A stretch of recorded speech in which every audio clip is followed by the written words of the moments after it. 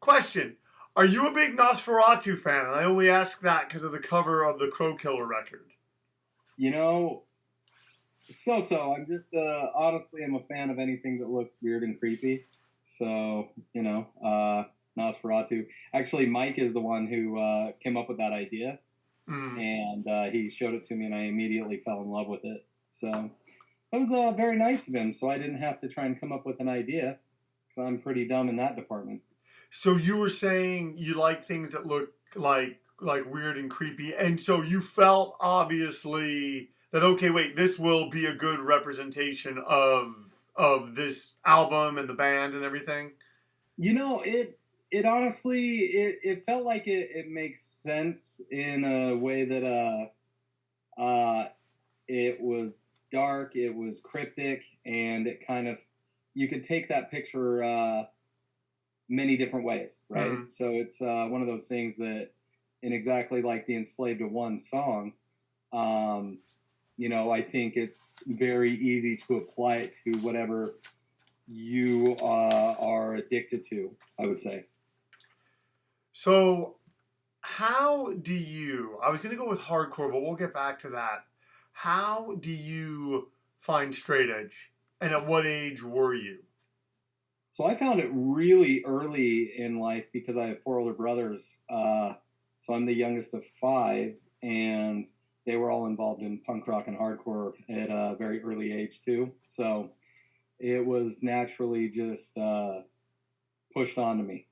When you say involved in hardcore, like, was it the local stuff that's out there in Salt Lake City, or was it like the gateway stuff that we're all familiar with? So it was my oldest brother, who's a sharp, a skinhead. He got into punk rock, and I remember very, very, like, early elementary, listening to like Dead Kennedys and Ministry, and a bunch of old awesome shit. And then my brothers started showing me more stuff that was, I remember very early on, Integrity being a very big band in my eyes. So it was just, and that still to this day is one of my favorite bands, despite how shitty some of those members are, or were, I guess. They're probably old members now, because I think they've changed about 43 different people. But yeah, so I was in elementary school when I figured out about punk rock and hardcore, and then straight edge and stuff. So it was just a real easy transition, being that little and going, oh, don't smoke, drink, drugs, whatever. You know what I mean? It just made sense, right? So, right. And then it just kind of stuck ever since.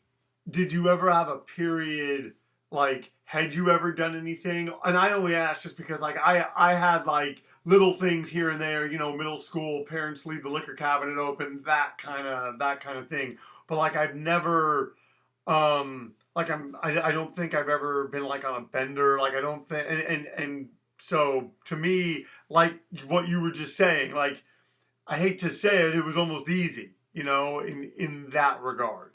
Right. Yeah. No, I never had any issues like that. I remember, again, very early on, my parents, they were smokers, and they would sit on the front porch, and just smoke. So they wouldn't smoke in the house. And I remember just sitting with them, and I remember, like, my dad just kind of smoking next to me and just going, if you ever do this, I'll kick your fucking ass. And so I just, like, duly noted. Okay. Simple as that. Gotcha. Yeah. So then have you ever tried that? Like, have you ever? No desire to. It was just hardwired into me from, very early on. I mean, grew up somewhat going to church, the Mormon church, and then going to Boy Scouts as well. So I was kind of the all-American boy, right? And really turned to shit in my teenage years. And now, okay, so wait, you say turn to shit in your teenage years. Oh, well, obviously it doesn't sound like you started doing anything like drugs or anything. No, nothing like that. Definitely wanted to, I felt like being like the youngest out of the brothers, and then all the older hardcore kids and straight edge kids that we hung out with, it was always, I felt like I had to be more than what I was and kind of something to prove, you know what I mean? Right. So I was acting out and doing dumb shit and getting in fights, and really I didn't have to. I wasn't really, I guess, as angry as probably everyone else was, or at least I, you know, had to make it look like I was, Right. sort of thing. Because I'm more usually I'm just very happy and very lighthearted, but I think it was just the environment that I was brought up in that I was obviously pissed off, and I didn't really feel like I mean, now at the time I can look back now and say, yeah, I really didn't need to do half the shit that I did, because I really that mad, or really, that idiotic? Which, yes, I was, but you know, Was there any of that sort of awakening at the time? Like, you know what I mean? Like, did you ever look back after you'd done something or during it and just say to yourself, like, I don't need to be doing this, or like, man, why did I? But like, it wasn't like something that you were able to look back on. Like, it was literally like it had just immediately, happened. Yeah. immediately, it would be I would fucking hit someone and then go, why did I do that? Like a minute later, I'd just be like, well, that didn't need to happen. Well, because it's funny when I knew you, but I remember like I hung out with you once, and you like showed me a video of you like beating someone up, and I remember just thinking like, this is the nicest person in the world. What the hell is he doing? Like doing that stuff. It it was honestly just trying to fit in, and it was, I'll say, misplaced anger. Mm. Honestly, it's I didn't know how to express it, and I it took me a long time to figure it out. And it wasn't until actually meeting Jessica, um, that I didn't I realized I was fucked up, and then she pointed out how I was fucked up. and, then, and then so it was like, oh, let's deal with this in a proper way.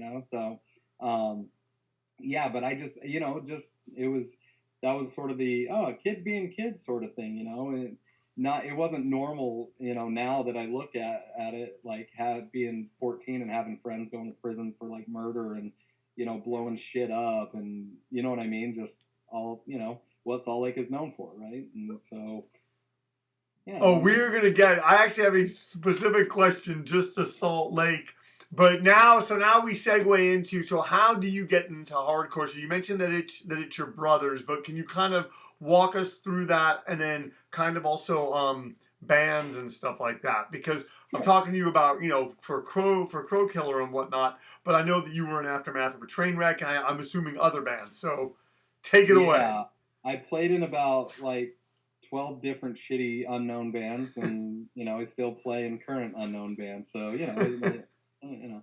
But so when I was little, so like I said, I have my older brothers. They're going to shows. They're doing all that fun shit. And I would just kind of like hang out, kind of like when they'd be hanging out in one of their bedrooms with all their friends, or like the living room when my parents weren't home, and they would just be blasting music. And it always, I would be kind of like the little wallflower little shit kid, just kind of listening in on what they were doing. And honestly, my very first CD that I owned was Helmet, Betty. And that was, I mean, I know that thing inside out, front to back. Just still in my mind, one of the greatest records ever. And that kind of got me into heavier stuff. And so it was that. And then when I was at the time, I was playing competitive soccer for a kid, like double A and triple A soccer, and I had a little Discman that I would listen to, Earth Crisis Firestorm. That was my warm up.